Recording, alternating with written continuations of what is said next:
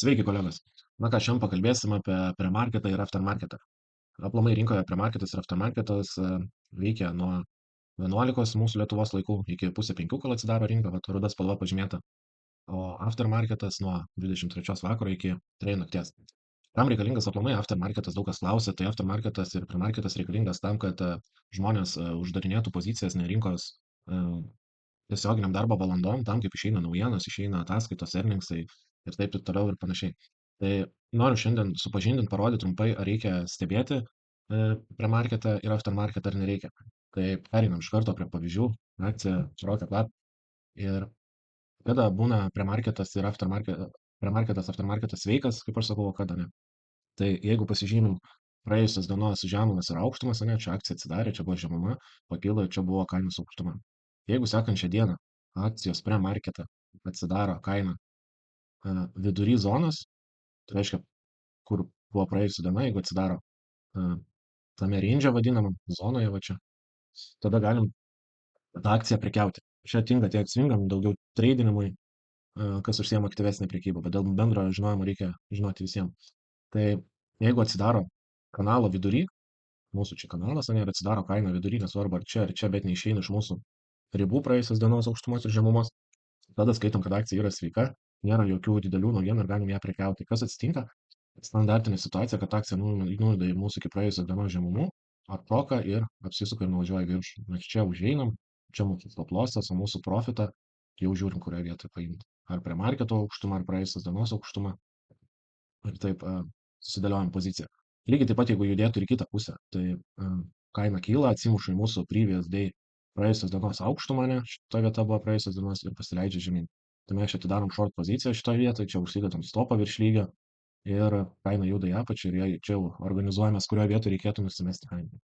Tai prie marketą, kai taip pasidaro kaina vidury kanalo, yra gražu.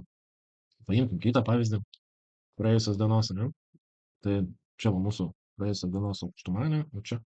O žemuma šitą vietą, ne? Čia turim praėjusios dienos žemumą, praėjusios dienos aukštumą.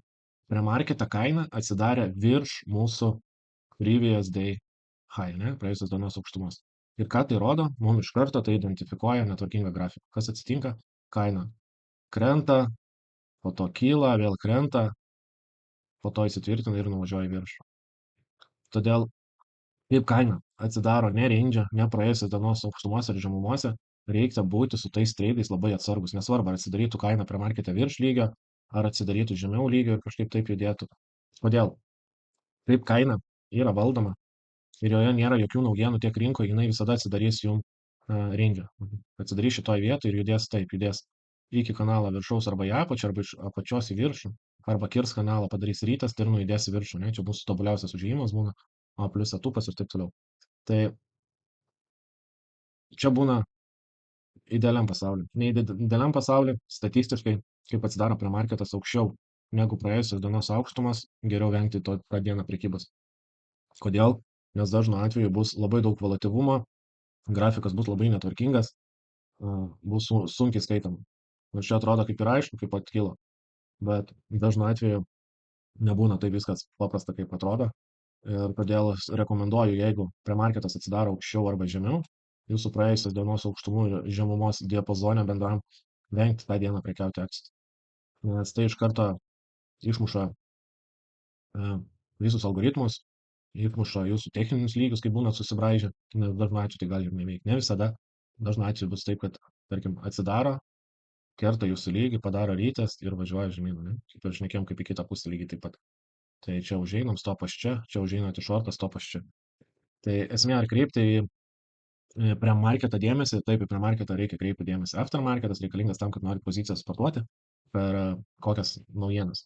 Dar svarbus momentas yra premarketo kaina. Kai būnat užėję į poziciją, kur kaina gali reaguoti, kurioje vietoje. To noriu parodyti. Jeigu esat užėję į poziciją, čia kaip pavyzdys, ne? Užeinat, tradinimas. Užeinat, ateina iki jūsų lygio, čia nuperkat poziciją. Nuperkat poziciją, pozicija kyla, atsimuša, kyla, ne? Ir atsidaužia šitą vietą. Mato, čia atsispigliavimas, pasipriešinimas. Ir kur atsiranda šitas pasipriešinimas?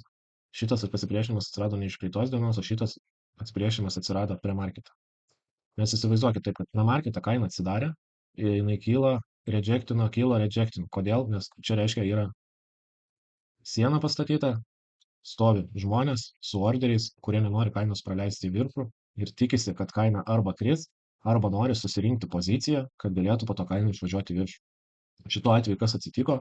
Žmonės susirinko poziciją ir ką padarė, kainą paleido į viršų.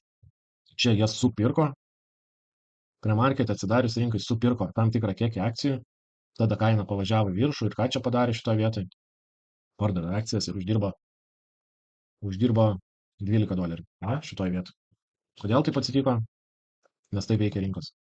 Tai dažnai sulaukiu klausimą, ar prie marketą reikia atkreipti dėmesį. Taip, prie marketą reikia atkreipti dėmesį. Ne visada, bet kaip treidinam, kadangi prekyba vyksta treidinant impulsų, kad nuperkat, nujuda ir parduoda, to nelaukit 5 dienas, kol kaina nuvažiuos kaip swing pozicijose. Tai esmė, kad jau pamatė šitos nusispygliavimus, okei, čia atsitiko tai, kad pramušė, bet būna ir taip, kad nukrenta kaina. Tai matant šitą vietą, matant, kad prie marketą irgi šitoje vietoje buvo reakcija, kad nenorėjo kainos paleisti į viršų, ką jūs darot? Uždarot treidinimą arba dalį pozicijos, arba visą poziciją. Čia jeigu užėjot po 1,22 ir išeina po 1,25, uždirba $3, ne? Pavyzdys. Tai šitos vietos yra labai svarbu. Suprasti, kad kur, ypač treidinime, kadangi užženginėjom su didesnėm pozicijom, kad suprasti, kur mūsų kaina gali reaguoti. Tuoj dar smulkesniam grafikai parodysiu. Geriau matysis. Tai va, 2 minučių grafiką, kaip žiūrim, tai puikiai matosi, kad šitoje vietoje va, nenorėjo, kad kaina kiltų. Kodėl nenorėjo? Nes prie marketą lygiai taip pat nenorėjo, kad kiltų. Tai jeigu čia atidarėt, šitose vietose jau turit uždaryti poziciją arba dalį pozicijos uždaryti. Kodėl? Nes jūs esat protingi, matot, kad prie marketė irgi buvo toks judesys, kaina buvo atmesta, rejectina, jeigu pasižiūrėtumėt prie tos dienos irgi matosi, kad toje vietoje buvo kažkokių reakcijų. Tai,